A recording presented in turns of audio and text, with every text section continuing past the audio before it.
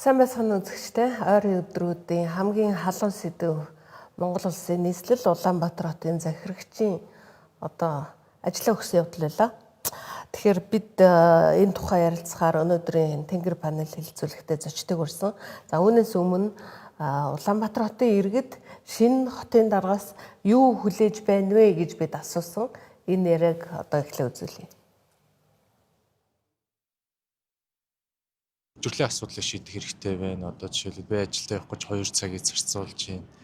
Тэгээд дараагийн асуудал бол жил болгон яригдж байгаа асуудал агаарын бохирдол. Энэ асуудлыг бас ерөнхийдөө яг төлхөө шийдмээр тулж ажилламаар байна. Тэгээд нөө шинэ цахилгаан станц байна. Энэ төсөл би ерөнхийдөө үргэлжилж байгаа юу, явж байгааг сайн мэдэхгүй байна зогсон.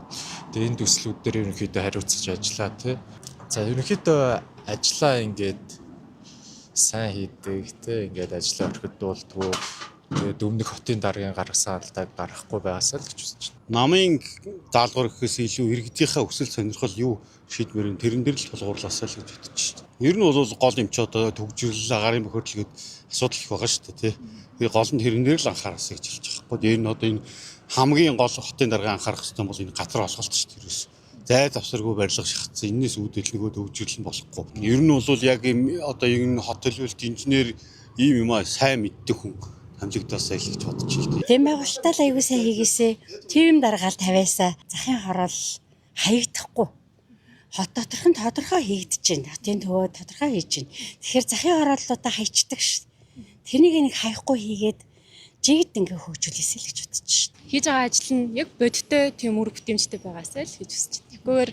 Тэгвэл нэг баахан юм тэр хийх ажлаа төлөвлөх нь бол ингээл бүгдээрээ л гоё яагаад гэдэг. Би юм хийн, тийм юм хийн гэл хамгийн гол нь тэрнийх нь эргээд үр дүн нь ерөөсөө байдгүй харагддаггүй. Хот төлөвлөлт дээр болохоор яг хамгийн миний яг хувьд бол нэн тэргүүний тулгамж байгаа асуудлын төгжрөл байгаа байхгүй юу. Жишээлбэл өглөө болго хичээлдээ хоцорч штт. Яг 3 цагийн өмнө ингээл төлөвлөл гарч байгаа ирнэ. Тэгэл хоцорчдаг. Хотод хэрэгжиж байгаа төсөл хөтөлбөрүүдэл зөв менежментийг хийгээд яваасай л гэж бодож байна. Дэд бүтцийн төслүүдээ ч юм уу тий зөв хуваарлаад яваасай, зардлаа сайн хянаасай тий. Тэгээ менежментээ сайн хийгээсэй л гэж бодож байна. Энэ ногоон байгууламжиндаа анхаарах хэрэгтэй. Энэ ажлын байраар иргэдэд ажилтаа болгох хэрэгтэй. За тэгэхээр яг энэ сэдвэр шинэ хотын даргаас Улаанбаатар хотын иргэд яг юу хүлээж байна вэ гэдэг сэдвэр ярилцахаар бид тал бүрийн оролцогчдыг урьсан байгаа. За миний зүүн гар талд Hybrid House компани захирал Батэрдэн, за Төгөөмөл загвар ба хүртээмжийн мэргэжсэн зөвлөх ойдов хөгжлийн эдийн засагч Лута. За энд нэг зочин маань ирэх ёстой боловч Улаанбаатар хотын хамгийн том асуудал төгжрлээс болоод тэр хойшлчихсан байна. За тэгэхээр бид хэдийг тойроод Улаанбаатар хотын хамгийн сүүлийн 4 даргын зураг байна.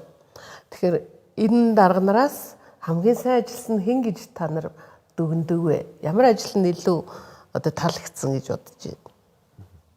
Лута эхлээд тоолцгоо. Ер нь бол хотын дарга нар бол ерөөсөө иргэдийнхэн төлөө л ажиллах хэрэгтэй. Ер нь иргэдийн юу хүсэж байгаа, иргэдийн ямар асуудал байгаа, иргэдийн асуудлын ирэмбэрээ тэр иргэд маань төвжил гэх нөө, утаа гэх нөө, эсвэл нөгөө цахилгаан хангамж гэх юм уу те. Энэ гол асуудал бол ерөөсөө иргэдийн хүсэж байгаа асуудлыг шийддэг л дарга байхасаа л гэж хүсэж байгаа. Тэгээ сүүлийн дарга нар бол ерөөсөө иргэдээ сонсдоггүй дарга нар байсан. Иргэдийн юу хүсэж байгааг мэдэхгүй. Иргэдийнхээ өмнөөс чи юу хүсэж байгааг бид нар мэдж байна. Чи энэнийг хүсэж байгаа үстэй гэдэг ерөөсөө иргэдээ сонсохгүйгээр хийждэг ийм дарга нар л боллоо шүү дээ. Чиний хувьд. Тийм. Таны асуултанд хариулах жоохоо хэцүү байна. Яагаад гэхээр надад яг энэ 4 дарга нарын альнийхэн ч үйлдэл яг тэгж миний амьдралд наалтсан тийм мэдрэмж надад төрөхгүй байна. Тэгээд аль нь ч яг тэгж боддоор миний өдөр тутмын амьдрал ч юм уу эерэг нөлөө үзүүлсэн юм. Мэдрэгдээг учраас аль нэгийг сайн гэж хэлэхэд бол жоохоо өндөрлөлтэй л. Батэрдний. За миний хувьд Бат 2 дарга. Юм хийж амжаагүй, юм хийгээгүй болохоор сайн. Тийм Бат 2 тийм. Юм хийгээгүй болохоор сайн. Юм хийхээр буруучих гэдэг. Угаасаа буруу мэдэж байна. За бид нар ч ингээд хотын захиргаатайгаа нийслэлийнхаа иргэдийн төлөөлөгчөөр дамжиж харилцах ёстой шүү дээ. Иргэдийн төлөөлөгч маань хотын даргад үүрэг өгөх ёстой. За яг л ийм л нөгөө юм захиргааны бүтцтэй байгаа гэж би ойлгоод байгаа. Энэ үүрэг иргэдийн төлөөлөгчдийн үүргээ биелүүлж байгаа биелүүлэлтэн дээр та бүхэн юу гэж хэлмээр байна? Өнгөрсөн хугацаанд хамгийн сүүлд хизээ нийслэлд илгээсэн иргэдийн төлөөлөгчтэйгээ уулзсан бай. Байтугай. За ер нь баг уулзаагүй шүү. Би иргэдийн сайн байна уу? Төвчрөл ойлгож байна.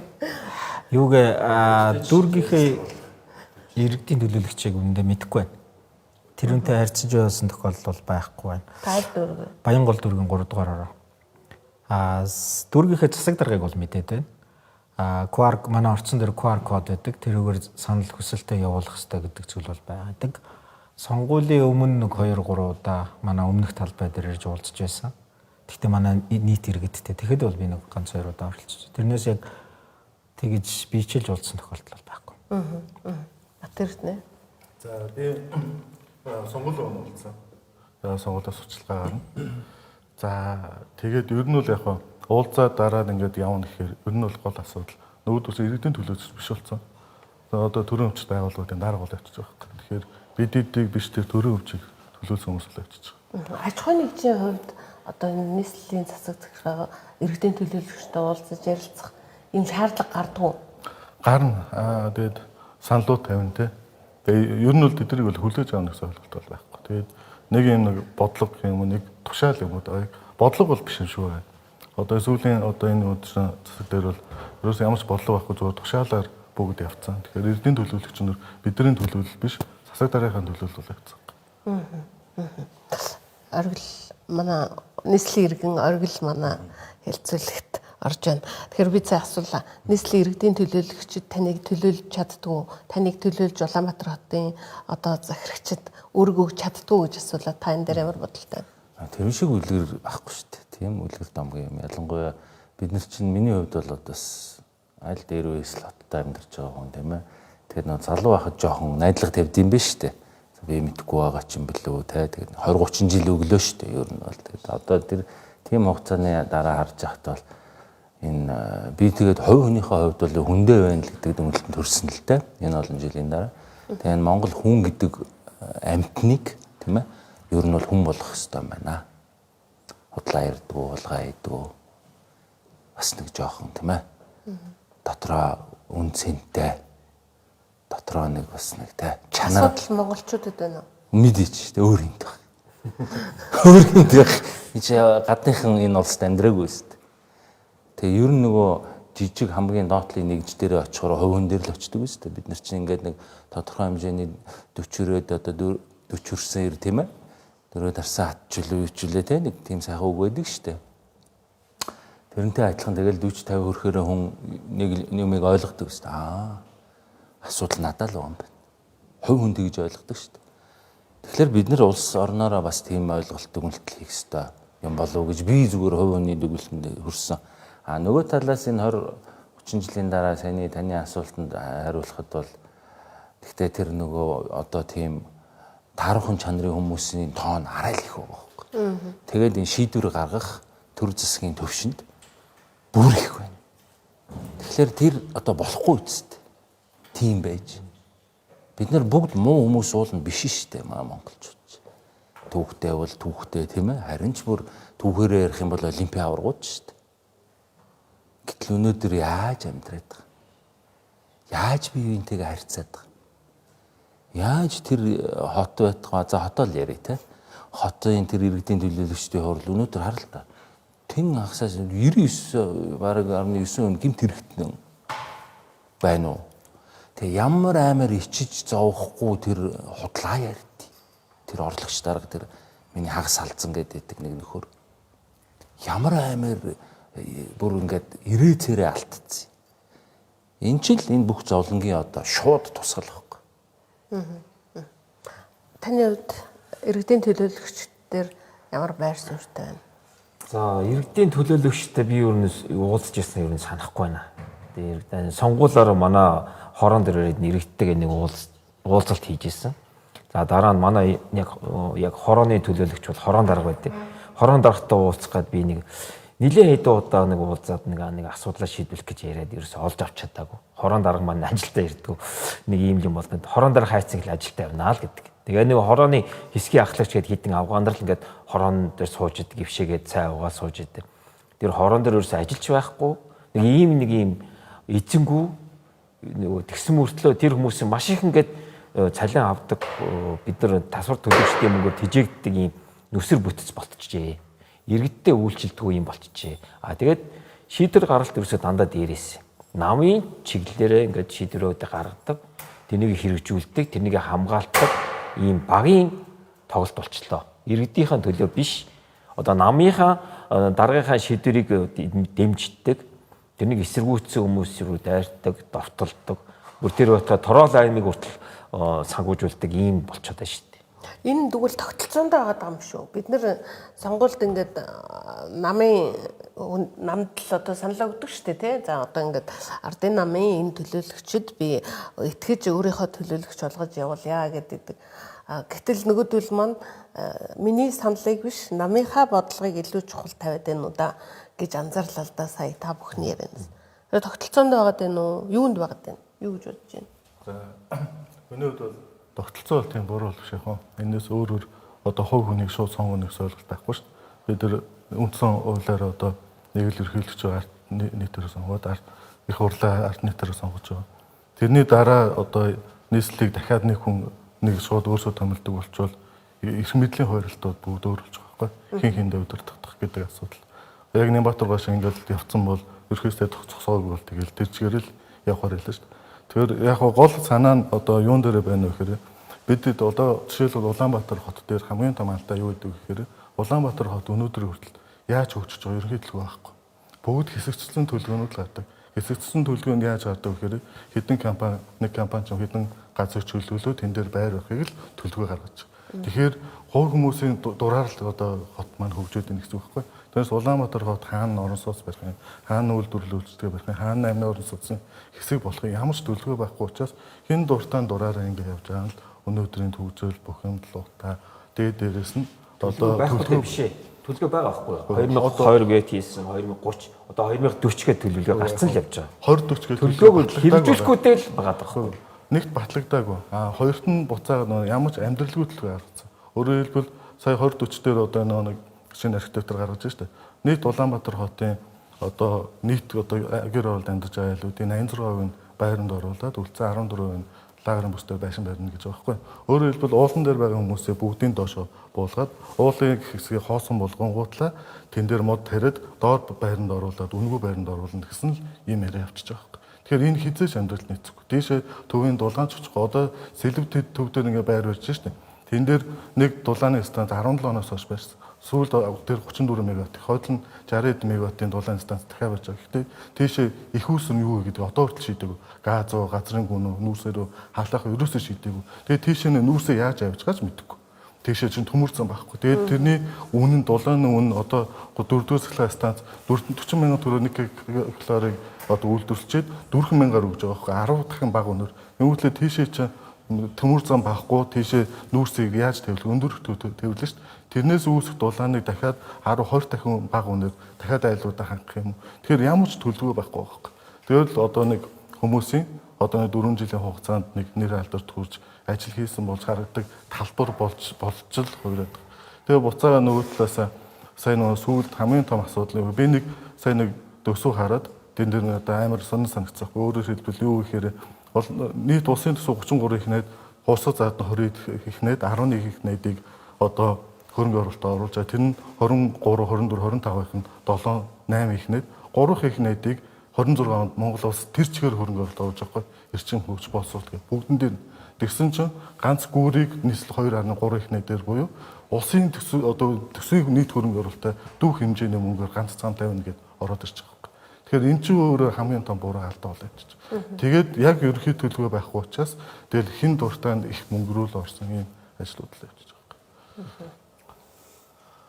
Зүгээр технократ байж болох ёстой байсан хотын менежментэн дээр улс төрийн нөлөөлөл орж ирээд тэгээд улс төрийн нөлөөлөл нь өөрөө нөгөө мэдлэгтэй биш эрх мэдэлтэй хүмүүсүүдийг илүү түлхүү тавиад тэрнийхэн үндсэн дээр доошоогоо нөгөө пирамидынхаа бол гурвалжингаар ярих юм бол эргээд өөрсдөө дарга гэж бодсон хүмүүсүүд нь дээшээ гараад уг нь бол үйлчлэх ёстой улсууд нь шүү дээ тий. Тэрэн дээр гол нөгөө би бол сэтгэхүйн том зөрчил байна гэж би хараад байна. Яг хоо дорны хүн өөрийгөө дарга болчлоо гэхээр дээшээ болчлоо гэж ойлгодог.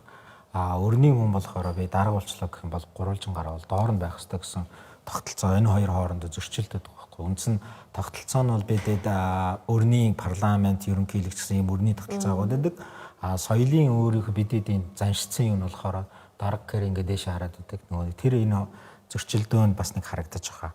Хоёрт ер нь бол Бат Эрдэнэ бидэд их ойрхон ногоон барилгын чиглэлээр ойрхон ажилладаг улсуудын хувьд хэлэхэд бол яагарахгүй ерөнхий төлөлгөө гэж л үндсэндээ бол баг байхгүй тайлбар. Зүгээр цаасан дээр локейшн байрлуулах өөрөөр энд гэр орол байна, энд нь байш оруулаа, энд байна гэсэн юу боловч дундын нөгөө логистик тэр эднүсийн ерөнхий төлөлгөө бол ер нь баг байдаггүй юм билэ гэж би бас ойлгосон. Миний энд одоо та хэдтэй энэ чи ярьж гол барих нэг үнцэг юу гэхээр хүн ам зүйн талаасаа бас бодож энэ хотынхоо ерөөсө төлөвлөөгүй юм билэ.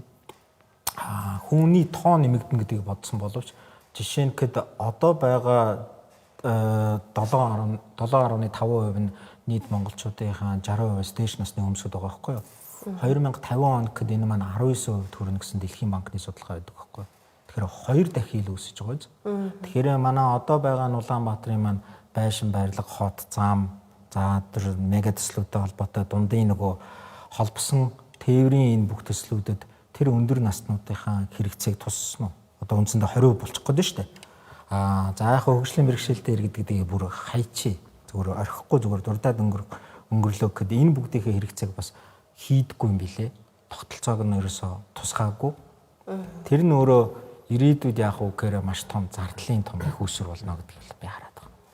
Тэгээ одоо нөгөө мотобайкны замаа яаж гарах уу, явгынхаа замыг яах уу гэд бүр өстэй толгойн ардаас явж штэ. Орлоо юуны тухайд хэлээч тогтолцооны 30-40 жил одоо зөндөө юм сонслоо. Энэ болохгүй, энэ дээр болохгүй одоо ингээл те бич тухай дээр ярьжсэн байх одоо саяны энэ гурван маань үгүй тэгээ яасан. Бүгдлнийх ухаантай хүмүүс тэмцтэй бид нар. Тэг яасан бэ? Яасан ч үгтэй. Үгүй хөгжсөн юм манай Улаанбаатар би одоо Улаанбаатарын онгоо хөгт энэ нэг хідэн талбайгаа төрсэн шилэн байшин хөгжлөмүү юм уу? Одоо хэдэн хүн нүүж ирсэн, хэдэн гэр оролт амьдарч байгаа, хэдэн тэр хогийн цэгмэг шиг айхтар дарих мэрих одоо сонгоо айрхан баян шууд амьдар. Тэг энийг ярихгүй юм. Энийг 30-40 жил шийдчихдэггүй байгаа ярихгүй юм. Годомж модомж жижиг сажиг юм. Чи одоо нөгөө энэ улс юм бол улс шиг байх хэрэгтэй байхгүй. Тэгэхээр таны тэр тогтолцоонд бас байна уу байгаа шүү дээ. Та хоёрын хэлдэг бүгд байгаа шүү дээ. Жижиг задаргаанууд байхгүй. Одоо энийгээ яриха бойлын хідвлээ, бойлох хэрэгтэй. Улс юм бол би ч одоо аргаа ороод цаас энэ одоо энэ хүмүүсээ жоохон тийм ээ хулгайч биш болгоё. Одоо тэр үнэн шүү дээ. Бид нар чи одоо тэгэл тэр дарга нар очиж энэ төслүүдээр хулгайдаг. Тэгэл ажил явдаг байхгүй. Чи систем шүү дээ. Ийм системтэй бид нар болоод удаж байгаа шүү дээ. Энийг нургаач. Дүр хэсгээд цаавраа хулгай хийдгээ болооч. Бүгд дүр хэсгээстэй. Жог үнэ амьдраач. Бүгд лаглаг юм яриастай. Үзээд хамгийн том одоо юу чинь энэ хулгай шүү дээ. Тэгээ одоо бид хэд сая тэр янз бүр улсаар байгаад нэг энэ баахан хулгайч нар ашгүй нэг ганц хоёр нь 2 3 нь хохорж ах шиг байна. Дагаад тэр эрдийн хурал нь хулгайч нар бүгд зайлах хэрэгтэй шүү дээ. Тэгэд энэ хэдвүлээ 70 хэдэд байжгаад одоо 120 хэдэд очсон байна авилгалын индексээр. Гэхдээ энэ атгагийн дарга нь ажил хийгээд байгаа юм. Энэ индекс хийхгүй байна гэдэг энэ хүн мөнөө солиоч. Нүдэн дээр харагдаад байгаа юм шүү дээ. Жохон бодтой амьдраач. Тэг хулгай мөнгөөр бүгд амьдэрдэг. Тэг хулгай мөнгөөр бүгд ингээл янз янз юм хийдэг. Амар лаглаг юм ярэ шахаад байдаг. Уучлаарай. Гэхдээ шаах гэдэг чинь нэг Монгол их зүгээр л юм гадас шаах гэдэг үг юм билээ шүү дээ. Жохон хүч оруулдаг тийм ээ. Тэгээд бачаар би дуусгаах юм. Тэгээд бүгд тэр мөнгөөр амьдраад байдаг. Нүрсний хулгай, ногоон автобусны хулгай, баяц урагшаа гаргана. Тэнгуутад тэр нь шал өөр хэлбэрээр те хөрөнгө оруулалт болж орж ирдэг. үндэсний аюулгүй байдлын хэмжээнд очсон байна шүү дээ. Энийг яагаад энэ үндэсний аюулгүй байдлын зөвлөл нь ярихгүй шийдэхгүй байгаа? Хотын хүмүүс биш болоод тэгээд байгаа юм хотын асуудлыг. Одоо яг тухайлан өнөөдрийн сэдвээр ярил ингэж асуулт өгдөг. Гэтэл одоо хотын иргэн ерөнхий сайд болцсон биз дээ. Унган иргэн. Энэ хүн одоо тийг шийдэх юм уу? Системийн нэг жижигхэн түлхүүр бол шийдэж чадахгүй. Зураг гаргаад үнэхээр өөрчлөе одоо холгоо болё 30 40 жил болгоё л. Энэ их орон чинь одоо дууслаа. Энэ ард түмэн ч одоо дууслаа ой. Бидэд баяжаад сайхан байд юм байж болно. Тэрнээс биш одоо бас нэг улс байна да. Юу яриад байгаа юм бэ? Хамгийн том хоёр асуудал утаа төгжрөл. Гэр орол. Энийг шийдээгүй. Тэгэд энийг шийднэ гэж бүгд ярина. 4 жилээр бүгд ярина. Бүгд утааг ярина. Бүгд төгжрөл ярина. Хэдэн оноос эхэлсэн юм бэ төгжрөл утаа 2000. Тийм баг. 2000 оноос л анх утаа гарч ирсэн. Яагаад шийддэг? Бид нар тэнэг байгаад байгаа юм. Тэнэгтэй шийддэг. Би тийм л бол дарах шүү дээ. Би тэнэг байх нь, чи их тэнэг хүн байх нь, заваа хүн байх нь бид нар, хулгайч хүмүүс байх нь бид нар. Одоо ийм байгаа. Би шийдлээ гаргаад 3 жил ажиллаж штэ. Соён гэгэрлийн ажил хийж штэ би. Надаа шийдэл бол аз болж Facebook байна, сошиал байна.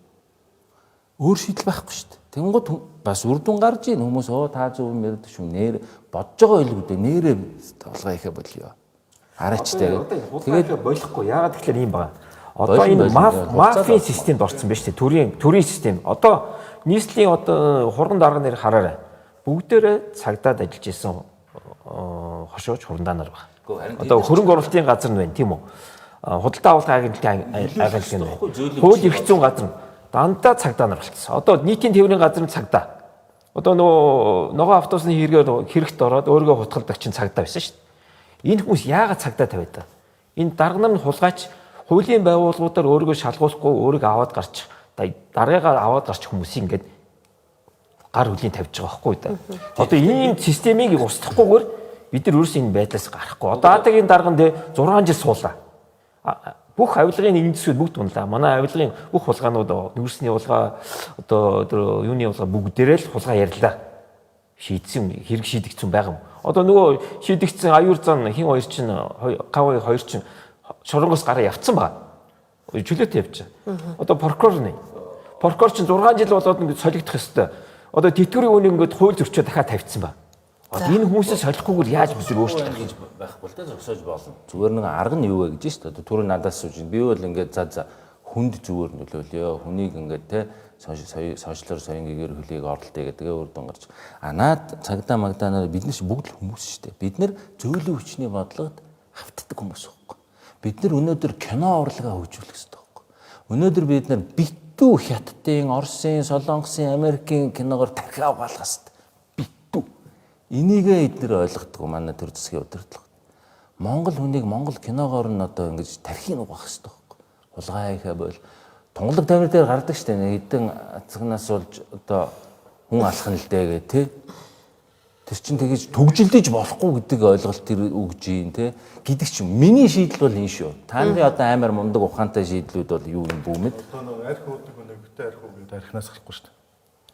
Яг хулгайч шүү дээ. Би гарсан шүү. Хулгай гэдэг юу? Ер нь гахмаа цоо хилээчгүй гарсан би юу. Тийм ингэж нөгөө бүгдийн ял хариуцлага тогтолтойгоо бид хийхгүйгээр цагдаа нар хизээч тулгай байхгүй. Аль ч хизээч аднаас. Би та нарыг бүгднгийн санаанд баярлалаа. Гол санаа нь юу гэхээр хулгай хийх нөхцөл буюу хулгай хийх хөнгөл болох хэрэгтэй байхгүй. Өөрөөр хэлбэл одоо жишээлбэл Улаанбаатар хот шүү дээ. Яаж ч хөгжиж ерөнхий төлгөөгөө гараад өгчвөл дарагдаа дарахгүй компаниуд хүмүүс өөрсдөө хөгжүүлээд явчихна.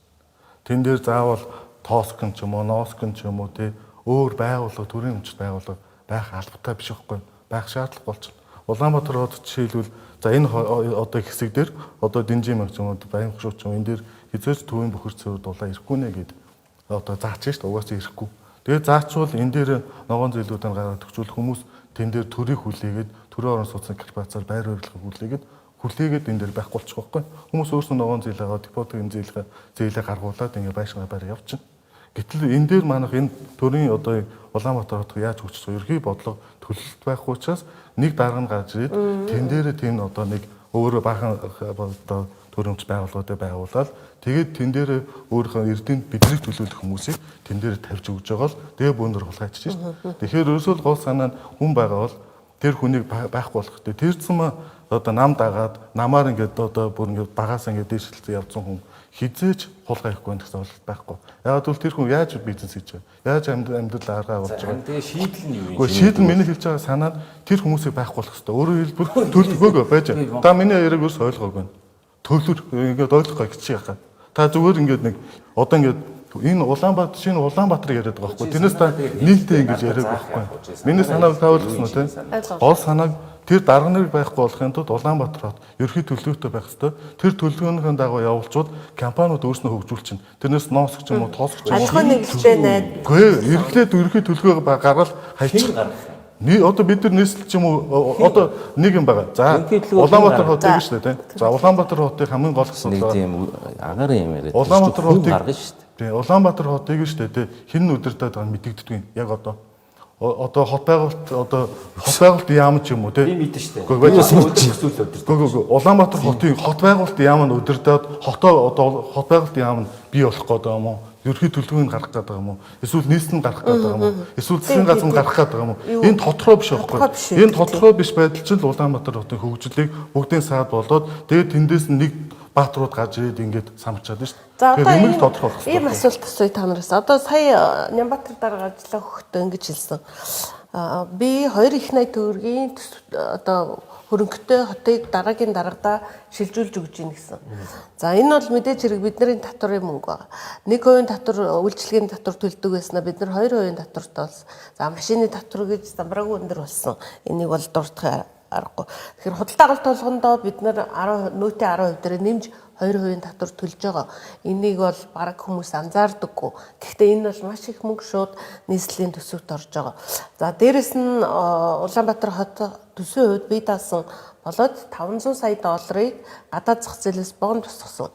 500 тэрбум төгрөгийн дотоод зах зээлээс богино тусгасан. Тэгэхээр Улаанбаатар хот бол урд хожид хизээж байгаагүйгээр мөнгөтэй байгаа. Тэгэхээр одоо удахгүй дараагийн засаг дарга томилогдно.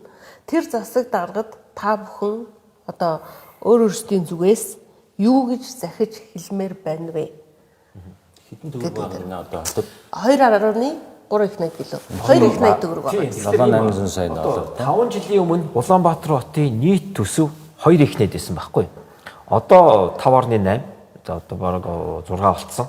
Тэгэхээр ерөөс 3 дахин өссөн байна. Тэгэхээр 5 жилийн дотор 3 дахин өссөн жилд нэг 60 орчим хувиар ингээд төсөв тэлээ явсан байна л да.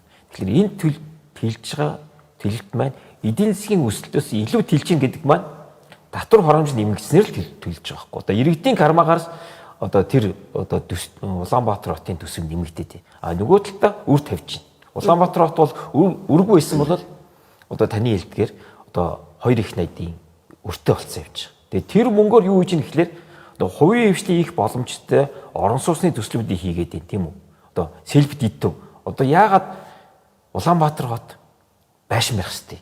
Хувийн хвшлэггүйсэн байшин барих хэрэгтэй боломж нь байгаа зөндөө байгаад идэг. Гэтэл Улаанбаатар хот тэр мөнгө төлөө хятадын компаниудыг оруулж ирээд одоо сүүлийн үед дандаа л хятадын худалдаа авалт хийдэг болсон шүү дээ.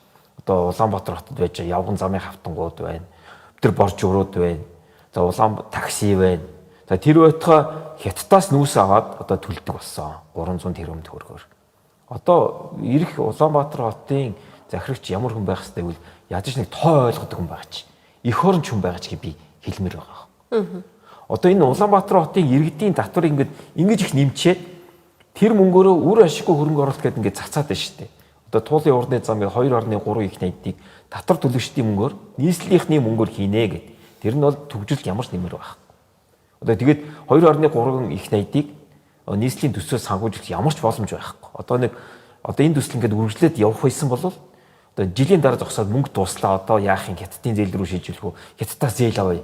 Тэгээд дахиад төсөл төртөнд өслөө 4-5 тэрбум их найд боллоо гэдэг улаан хариул болоод дуусах байсан. Тэгэхээр ядаж нэг эдийн засгч хүн байгаасаа за эдийн засгч биш байлаа гэхэд эх оронч хүн байгаад нэг эдийн засгийн тооцоо судалгаа гэдэг модель хийждэг хүмүүсээр зөвлөгөө аваасан. Тэгэхгүй бол ядаж энэ Улаанбаатар хотын мөнгө чинь ингээд дампуураа дуусгах нь шүү дээ. Ийм л юм болоод байна. Тэгээ дараагийнхаа зээлийг авч дараа өмнөх бодоо санхүүжилээд одоо тэгээ нөгөө хөрөнгө оруулалтууд ядаж зөв ингээд те газар зүйн байршлаараа харах юм бол одоо төвөөс хоошоо ерөөс ямар ч хөрөнгө оруулалт хийхгүй байна. Одоо 30 жилийн өмнө Баян шууд, толгой, долоон буудал, дарих юутай байсан. Одоо бараг ерөөсөө нэг гэрэлтүүлгийн шон зоосноос илүү хөрөнгө оруулалт байхгүй. Гэтэл яг одоо гүүрнээс урагшаа те инхтайвны өргөн чөлөөнөөс урагшаага ялангуяа зайсан чиглэлдээ маш их хөрөнгө оруулалт хийгээд байна. Гэтэл яагаад Улаанбаатар хотын төвөөс хойш хөрөнгө оруулалт байхгүй байна. Ядаж нэг газар зүйн байршлыг хараад хөрөнгө оруулалтаа зөв төсөл хөтөлбөр хийчдэг даргал гарч ирсүүлээ хэрэгтэй юм л да. Яг миний анзаарснаар бас тийм. Одоо жишээлбэл Сүхбаатар дүүргээс арчилсан нам сонгогдсон. Ганц сүрэг хүчин гэж. Сүхбаатар дүүрэг гэдэг чинь одоо бидний энэ хотын төв шүү дээ. Хотын төвийн явган зам хизээс солигддог. Тэгээ хизээс Сүхбаатар дүүрэгт зам дагуу мод таригддаг. Нэг ийм сонин улс төрийн нэг тийм өрөвдөлттэй бодлогоор одоо энэ Улаанбаатар хотын иргэдийг хохироогоод байгаа юм шиг санагддаг шүү надад. Тэр чинь нөгөө одоо зайсанд хоёр гүрний урд амьдардаг хүмүүсийн амьдралыг өөр. Одоо тэнгуут хойд зүгүүш амьдралын төвшин ингээд ялгаа гарч ирээд байгаа байхгүй. Тэгээд тэр маань өөрөө боловсрал дээр ч гэсэн ингээд илрээ гараад ирж байгаа. Хотын захын хорооллын хүүхдүүдийн тэгээд багш нь хүртэл чадвар муутай, хөрөнгө оруулалт муутай, хүүхдүүд нь ч гэсэн ядуу зүдүү. Ингээд нэг юм баян хоосны ялгааг ингээд улам ингээд ихсгээд байна. Тэнийг болох хэрэгтэй. За баярлалаа. Миний хувьд бол харж байгаа өнцөг бол ийм байгаа. Ерөнхийдөө зөвхөн нийслэл гэхгүй төрийн энэ иргэдтэй харилцаа нь өөрөө тодорхой биш байт юм байлээ. Тэгээд харилцаж чаддаггүй юм байна гэж би ойлгосон. Өөрөөсөө нэг тодорхой хэмжээний шийдвэр гаргаж чад тэрийг зөв гэж бодоод иргэдтэй шууд хийгээд байдаг. Гэхдээ тэрийг иргэдтэй хангалттай сайн ойлгуулж чадаагүй байдаг. За хамгийн ойрын жишээ нөгөө нэг энэ юу байгаа байхгүй эрчим хүчний нөгөө тарифыг өсгсөн бодлого байсан шүү дээ. Тэрийг эндсэндээ яг өсгөхөөсөө бараг 1-2 сарын дараа өмнөхөн бид ингээд өсөглөө шүү баахан зовлонт очоод өсгсөн шүү дээ. Инкээс өөр аргагүй байна гэж өсгсөн. Яг тухайн үед нь бол биднээс шүүмжилж байсан юм. Энийг эдэртэйг өмнөх 10 жилийн хугацаанд бид мэдэж байсан. Эрчим хүчнээс хамааралтай болж байгаа, эрчим хүчний өсөлт өндөрсөж байгаа, шинэ барилга болгон дээр эрчим хүч холбох боломжгүй болж байна. Тэрийг бараг 10 жилийн өмнө мэдсэн ирнэ гэвэн 2-3 жилийн өмнө мэдсэн юм шиг ярилцаа явуулсан. Энэ нь өөрөө нөгөө иргэдтэйгээ харилцаж чадаагүй нэг онцлог гэж би харсан. Хэрвээ тэрийг мэдэж байсан бол яах байсан бэ гэхээр дулаалгын аяннуудыг одоо GIZ, дулаан байшин гэсэн олон гадны төслүүдийг хэрэгжүүлсэн энэ төслүүдийг нэлээд эртхэн эхлүүлж болох байсан. Өөрөөсөө төрийн тогтолцоогоор ч гэсэн хийж болох байсан гэж харагдаад байна. Хоёр дахь нэг зүйл болохоор ер нь яг бидэд хэлждгээр Бат Эрдэнэ ч гэсэн бас яг хэлж байна. Ерөнхийдөө нөгөө сүүдэр байгаа газар тодорхой бус юм байдаг. Хэрвээ ямар нэгэн бүх бодлого мэдээллүүд нь ядаж нэг 10-20 жилийн өмнөөс тодорхой болчих юм бол хүмүүсийн хувьд бол эргэлзээ бага үүснэ. Эргэлзээ бага үүссэн газар элдв янз авилгал үүсэх магадлал бол бага гэж бол харж байгаа. Тогтолцоог шууд өөрчилдөг ер нь түүхэнд бол байхгүй. 17 оны хувьсгал шиг юм хийхгүй л бол үндсэндээ тэгээ бүгдийг алж ядаад эсвэл дээшээ доошоогоо хядчихгүй юм бол огцом тогтолцоо өөрчилжсэн түүх ер нь хүндрэлтэн цөөхөн байна. Гагцхүү тогтолцоо яаж өөрчлөгддгүү гэхээр миний л мэдлэгийн хэмжээнд бол шинэ үеийнх нь одоо нэг зөөлөн үеийнх нь гэдэг ч юм уу дараа үеийнх нь айжмаар бие рүү ууссан байдлаар л тогтолцоо өөрчлөгддөг. Төв хүндрэлтний хувьд ярьж байгаа шүү дээ бистаар бол. Тийм. Тэгэхээр яг хуу бидний одоо яг энэ цаг үед байгаа олон асуудлуудыг магадгүй бидний дүүнер, бидний хүүхдүүд айжмаар өөрчлөөд явна. Тэрүүнд нь мэдээж бидний одоо яг энэ цаг үед байгаа бидэд өөрөнгө гэсэн хувь нэмрээ чадхаараа оруулаад дуграад ингээ яриа явж байгаа маань доод үеийнхнийг цаашаа өөрчлөх энэ үйл явцыг бий болгоно л гэж бол би харж байгаа. Тэгээ үүний хамгийн гол жишээ болохоор аль болохоор харанхуй цэгүүд байхгүй байх. Аль болохоор мэдээллийн харилцаа илт хот байдал шилэн данс гэж яриад байсан шүү дээ. Би яг сүүлийн 10 жилийн үед Монголын төрийнхний хамгийн сайн хийж чадсан зүйлсүүдийн нэг нь бол хом нөгөө хөрөнгө оруулалтын мэдүүлэг шилэн данс 2 гэж би хувьдаа бол ер нь хардыг. Ямар нэгэн байдлаар яг алдаатай оноотой ч гэсэн тодорхой хэмжээгээр яг энэ өөрөө нөгөө оролдлого хийсэн. Тэрийг бол өөрчилж чадсан нэг тогтолцооны гоё том жишээнүүдийн нэг гэж би хардаг байхгүй. Тэгэхээр яг ийм байдлаар л явах байх гэж би нөгөө ирээдүйн одоо хотын иргэний хувьд бол би бол тэгж л харж байгаа. Таны хувьд? Тийм би бас санал нэг байна. Тэгээд Тэгэхдээ нөгөө талаас одоо маш их ийм давуу талууд байгаа боловч тэгээд одоо би хэлээд шүү дээ. Улаан зандаа гарчаал болгоё гэдэг энэ тэгэхээр жоохон ойлгомжгүй байгаа байхгүй. Тэгээд нөгөө нэг авилгал хэл ах бол бүр замраа алдсан л байна л да бүх төвшөнд. Тийм ээ, нөгөө авилгалыг шалгадаг байх ёстой газар нь өөрөө авилгач юм байгаад нь шүү дээ. Нилээн ихэнх тохиолдолд. Тэгээд харж хахад нэг жижиг гаруудыг л явуулаад байгаа шүү. Тэгэхээр юу ч яриад юу ч хийгээд нэмэргүй байна л да. Та дараагийн хотын дарагт авилгатайгаа тэнцэх гэж хэлэх гээд байна. Үгүй ээ. Би шийдэлтэн зүгээр би юу хийх ёстой гэхээс илүү ямар хүн байх ёстой вэ гэдгийг ярьчмаар байна товч байгаа. Дараагийн хотын дарга бол одоо мэдлэгтэй, мэдрэмжтэй, тэгээд чадварлаг, тэгээд улгаач биш, улгаа идүү, жоохон ёс зүйтэй, хүмүүжлтэй нэг тийм хүн байх юм бол одоо айгүй амрах. Ингээл лаглаг юм яриад л энэ олон хүмүүс айгүй амрах. Ер нь хаас айгүй л ярьж би ч гэсэн лаглаг юм яриад л. Би хувийн туршлагаасаа нэг жил хагас нэг соёлын газрын дарга хийж үтсэн. 12-оос 14 онд.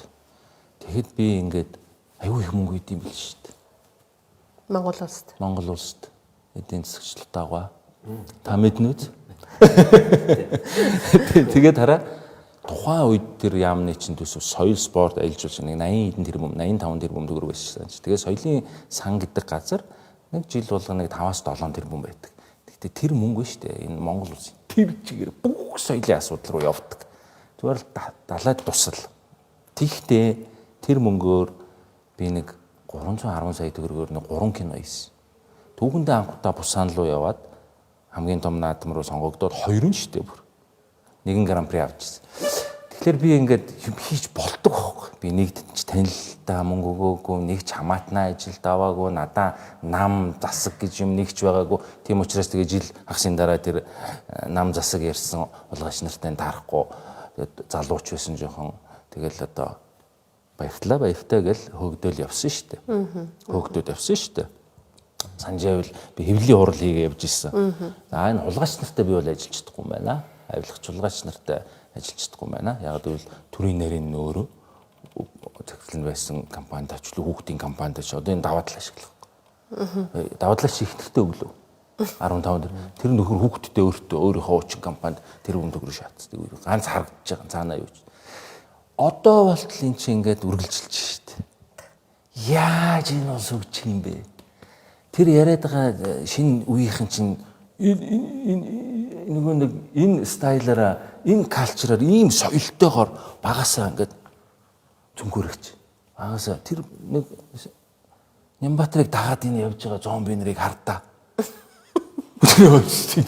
Залуу хөгшин бүгд нийлцсэн. Ингэж тэр нэг зураг байна уу? Нөгөө нэг гарын цүнхэрчсэн нэг юм цүнхэрчийн зураг.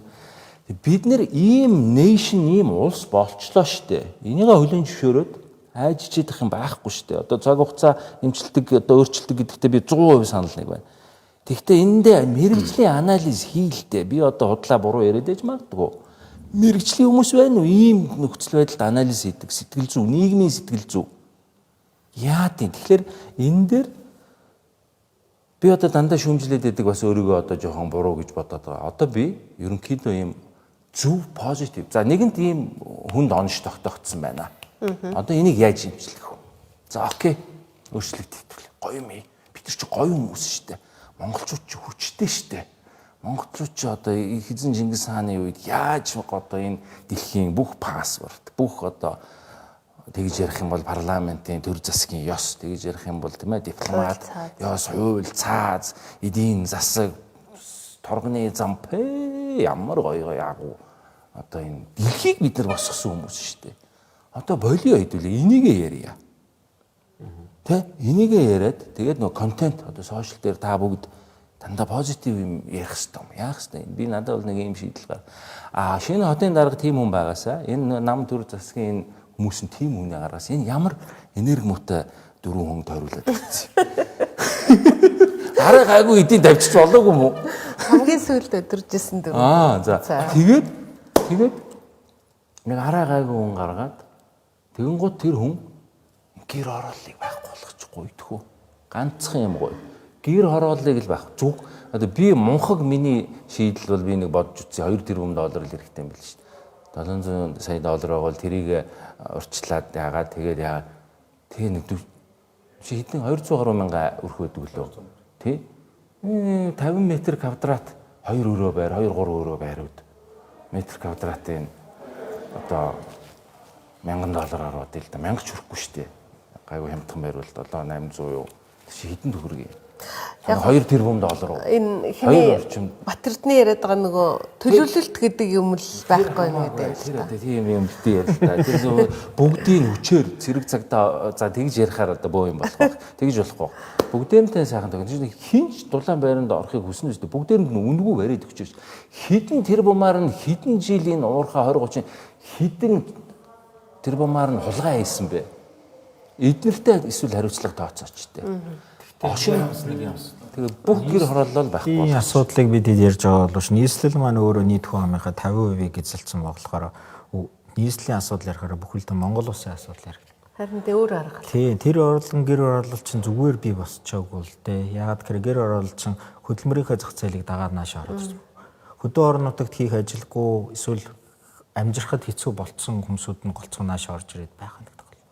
Тэр бол асуудал биш шүү дээ. Энд чөлөөд би юу ярих гээд байна гэхээр ягаад гэр хорооллыг байхгүй болгочихлоо. За та нар бид нар хөгшин гарууд өнгөрсөн байт юм шүү. Та нар яаж та нар гинэ одоо би яагаад бид нар яаж өдөр болгон өвөл 6-7 сар яаж бид нар хүүхдүүдээ ингэж хордуулж чадж байна. Би энийг ойлгохгүй. Яаж бид нар өдөр за тэр нүүрс түлхэх нь бол буруу гэж байгаа юм шиг. Одоо даарч байгаа юм чи түлэн шүү дээ. Гэхдээ энэ асуудлаа шийдэхгүй 30 жил яаж бид нар энэ дүнгэж үлгийтэй төрсэн няраг өдөр шөнөгүй энэ ч одоо ямар концлагер байгаа шүү дээ. Нэ фашист бид нар ямар нацистууд байгаа шүү дээ. Яаж хүүхдүүдээ ингэж чадж байна. Энийг яагаад ойлгохгүй. Тэгээд энэ дээр улс төр хийгээд утааны эсрэг гэснээр дараа нь шал өөр юм болцсон ч явж явах шиг тийм. Ер нь бол би ингэж боддог. Манай зовлонгийн байна л гэсэн. Манай монголчуудын зовлонгийн их ундраг нь ерөөсөө ядвартай холбоотой байгаа. Хэрвээ бид нар боломжтой байсан бол гэрээ дулаалаад юм байшин босгоод эсвэл тэр өөр халаалтын өөр шийдлүүд зөндөл гараад ирсэн те ийм шийдлүүд бол байгаа. Гэтэл төр засаг нь бол яг нөгөө асуудлыг яг уул үндсээр нь шийдэх биш өнгө косметик заслын аргаар ерөөсөө ингээд сүүлийн одоо 20 жил мөнгөтэй болонгуудаа тэрийгээр л явлаа шүү дээ те. Юу хана ядрах хүмүүсийг ажилттай орлоготой одоо хүмүүсийн бодит орлогыг нэмэгдэх, дундаж орлогыг нэмэгдүүлэх бодлого ерөөсөй байхгүй. Төр бүгдээ өмнөөс нь шийдэж өгнө гэдэг энэ бодлого маань одоо мухардталт болоод зогсчлоо шүү дээ. Одоо бидэд одоо баг 200 мянган айлын байрыг төр барина гэдэг чинь энэ бидэд ч одоо чөлөөт ачсан нийгэм, чөлөөт зах зээлийн нийгэм бий болгож байгаа учраас одоо төр шууд үнгүй айлууд барьж өгнө гэдэг нь утгагүй зүйл. Энэ нөгөөс бүтшгүй. Зүгээр тэр хэлбэр нь ямар ч байж санаа хэлж байгаа санаатай бол нийлж байгаа. Юу гэхээр монголчууд одоо авилгаач гулгаачлаа өгч энийг бүр ёс суртахууны төвшөндөө болгосон гэдэг нь үнэн. Юунаас үүссэн бэ гэхээр 60 70 80-аад оны хүүхэлдэйн кинонд байдаг шүү дээ. Арслан өвгөө эргээ хүүхэлтэй байдаг шүү дээ. Арслан өвгөө эр дээр арслан нь дайсны тал уул нь хүчтэй, жигнээс бяртай. Өвг нь манатал нөлөө өрчин. Өндгийг бяцалдаг, чулуу гэж хэлдэг. Тэр нь өөрөө ингээд хүмүүсийн хувьд одоо тэрийг өсөөд үзээд те лөөрчин өвгөн лөөрчин авчаад манай тал гээд үзээд өссөн хүмүүс угаасаа лөөрчин хулгайч байгаа сур гарцгүй. Тэгэхээр энэ одоо соёлын болон хүүхэлдэйн кино энэгээр л урт хугацаанд үүсэх юм байгаа. Нэгэнт ингээд одоо хулгайчрыг бол хэд бол шийдэхэд бол жоохон хэцүү. Хоёр дахь миний санаа юу гэхээр төлөвлөлт гэд хэлээд байгаа санаа нь юу гэхээр за яармаг дээр яармаг төлөвлөгдсөн байсан 16 оноос өмнө төлөвлөгдөөгүй байсан. Улаанбаатар төлөвлөгдөөгүй байсан учраас яармаг дээр тэнд одоо 300 мянган айлын 300 мянган хүн амьдарч байгаа орон сууцны хотон болцсон. Энээс үүсэлтэйгээр асар том асуудлууд үүссэн. Өнөөдөр тэр нэг гэр хороолт байр баригдахгүй, гэр хороолт үйлчлэгийн төв баригдахгүй, гэр хороолт нийгмийн дэд үс очихгүй байгаа шалтгаан нь юу гэхээр мөнгөтэй хүмүүсийг нийгэм даатгалд төлдөг хүмүүсийн ажил хийж чаддаг хүмүүсийн гогодоод яармагт байр аваад нийгэм даатгалаар барьцаалаад тэнд байранд оролцох байхгүй. Өөрөөр хэлбэл тэнд мөнгөгүй орлогогүй одоо настай хүмүүс үлдчихээр тэндээс нийгмийн дэд үс очихгүй. Мөнгөд байгаа нийгмийн дэд үс чинь мөнгөтэй газар дээр очиод байгаа байхгүй. Тэгэхээр санаа нь юу вэ гэхээр хотоо төлөвлөх хэрэгтэй. Эндээ ийм соёлын төв ордоо, энд одоо усан сан, энд одоо одоо сургуулийн энд имлэг нь одоо магадгүй нэгдүгээр төрхөө яагаад газрын зарчаад одоо баян гушуунд байгуулж болохгүй. Тэгвэл тэнд очиод тэнтэй чин хүмүүс дагаад очиж тий. Тэн дээр нь очиод тэнтэй ч хүмүүс байшин савуудаа барай авчих. Гол асуудал нь юу гэхээр яамт баригдах байсан байрыг аваачаад юу атсан. Яамт газар олгонгоо одоо гэр бол баригдах байсан байруудыг яамт газар олгоод авилгал өгөөд тийшээ бүх байруудыг баригдангууд энэ гэр бол энэ чигээр үлдчихэд байгаа байхгүй. Тэгэхээр одоо бид тэдэд гол асуудал юу гэхээр Улаанбаатар хот яаж хөгжиж байгаа ерхий төлгөөгээ гаргаж өгөөд тэгээд тэр одоо энэ ийм болно гэдэг төлгөө гараад өгчвөл зах зээлийн зарчмаар компанид өөрснүүдийн байшингаа барих нь байраад байшингаа иргэд нь өөрснөө дулаалаад барих нь байраад ингээд шийтгэж байгаа байхгүй. Тэр таны хэлсэнтэй санал нэг байна. Саяны тэр сэлбэдэд төв те одоо энэ дэд төвөд цаашдаа юу болох тухай мэдээлэл биднэрт байгаагүй. Бүр хав харанхуй урьдчилсан мэдээлэл байгаагүй. Тэгээд нэг мэдсэн чинь суллаад эхэлсэн, нэг мэдсэн чинь тэр айлуудыг орол хоёр өрөө байрны мөнгөөр суллаад эхэлсэн. Тэгээ би гайхсан байхгүй. Яагаад биднэрт ингэж урьдчилаад хэлдэггүй? Би бас амьдралаа төлөвлөмөр шүү дээ. Би тэр долоон бодолд амьдарч ивэл за хайчих уу бодмоор шүү. Тэгсэн чинь тэгдэггүй өнгөнэ. Тэгээ хэлэхээр би тэр газараа үнтэй зараад ундаг гэнэ. Ийм байхгүй даа. Тэр нэг ерөөсөө ойлгохгүй. Одоо энд хизээч дэд үс очихгүй газар нийт гэр орол 80 өнөхгүй. Хизээч тийшээ төвийн дулаа очихгүй, бохир цэвэр дулаа очихгүй газар нийт гэр орол 80%. Гэтэл тэр айлууд одоо хүртэл гэрээ дулаалахгүй, байшингаа дулаалахгүй галаа түлсээр л байгаа. Шалтгаан нь энд хизээ нэгэн цагт энэ долоон болж газар чөлөөлөөд би үнгүй байранд орчно гэж хүлээлтэн дээр байгаа. Тэрнээс мөнгөгүйтэй биш. Одоо яг гэрийг дулаалахад нэг 2-3 сая төгрөөр дулаалаад цэглаан хаалгач болдог. Гэтэл өнөөдөр би манай барилга барьж байгаа. Саамслаас ч юм уу одоо өдрийн ажлын хүмүүс 120-оос дээш болцсон. Барилгадаар ажиллаж байгаа хүмүүс 200-300 мянган тонны цайлаа авч байгаа. Энэ мөнгө хаашаа очиод төлөвлөгөө байхгүй учраас тэр байшин сага үл хөдлөлгөөгөө очиж гэрээ дулаалахгүй утаагаа бууруулахгүй байгаа байхгүй. Тэгэхээр гол асуудал энэ дээр л би хэлээд байна шүү дээ. Мөнгө вэ шүү дээ. Манай Монгол улс маш их баян улс. Одоо энэ улс төрчид үед төсвийн тоо тодтол мөнгө байхгүй ийм зээл тийм бонд дандаа тийм доошоо орсон сэтгүүтэй юм байна. Тэгэл ингээл том төсөл яриад одоо тэгэл мөнгөний цэцэрлэг сургууль багш юмчгээл яриа шүү дээ. Яг энэ балиар хулгайгаа эднэр хийхгүй бол ямар ч асуудал 3 сая хүн шүү дээ 3.5 сая хүн гайгүй хөгжиж юу яриад байгаа юм бэ?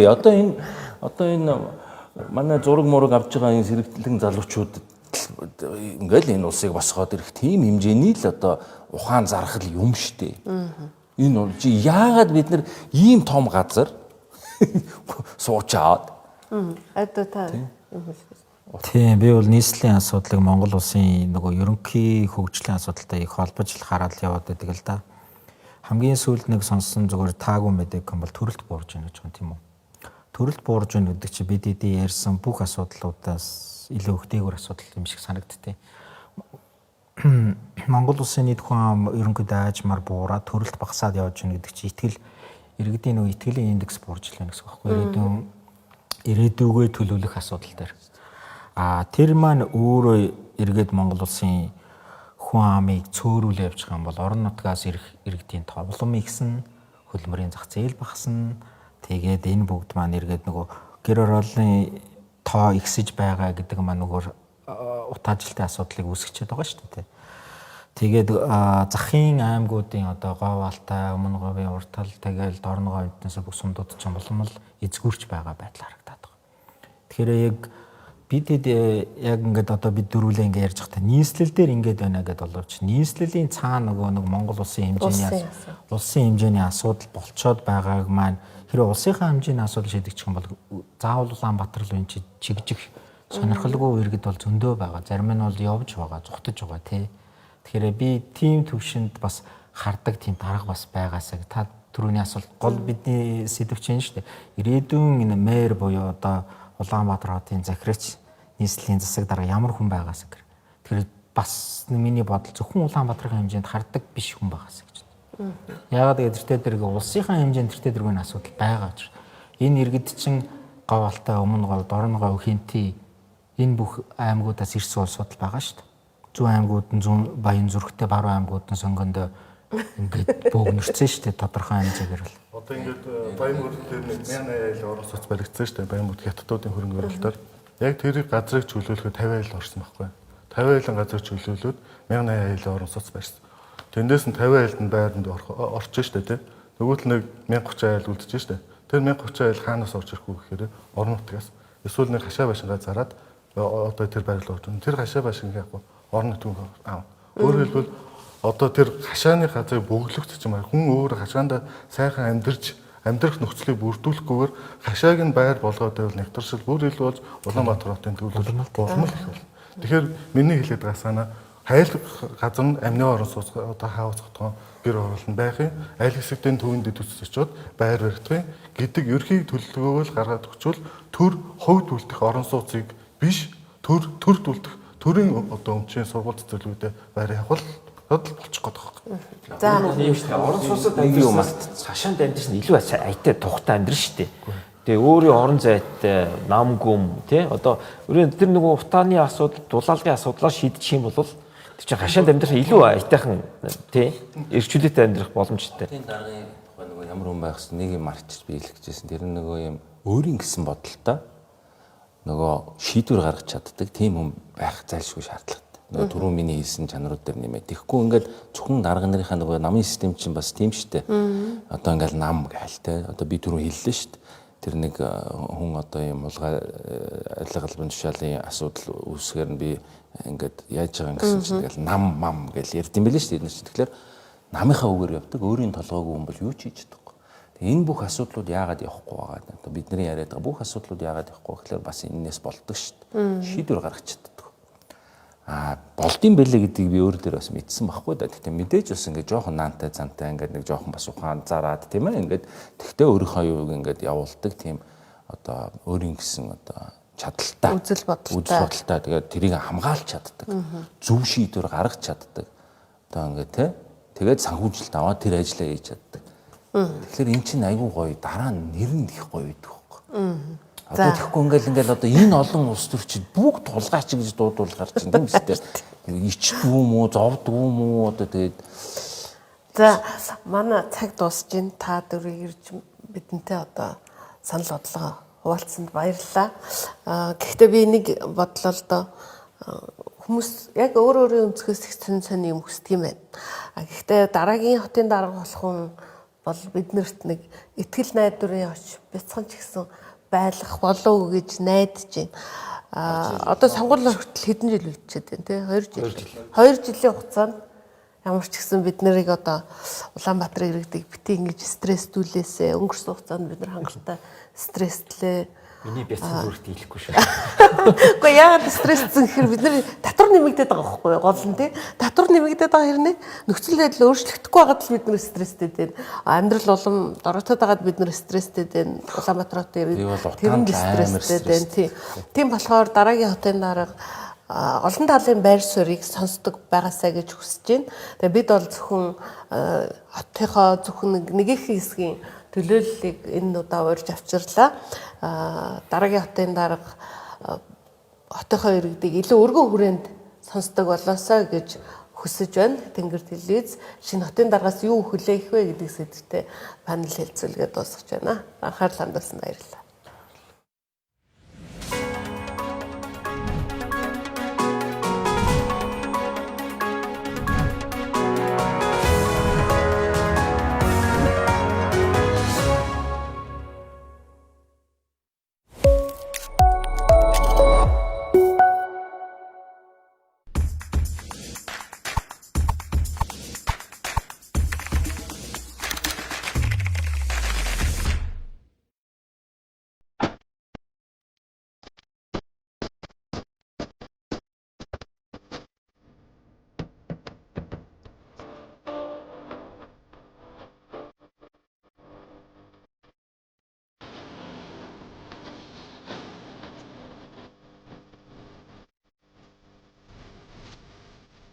Гоё Кашмир 2026 оны хавар зуны шинэ коллекц удирданд гарлаа.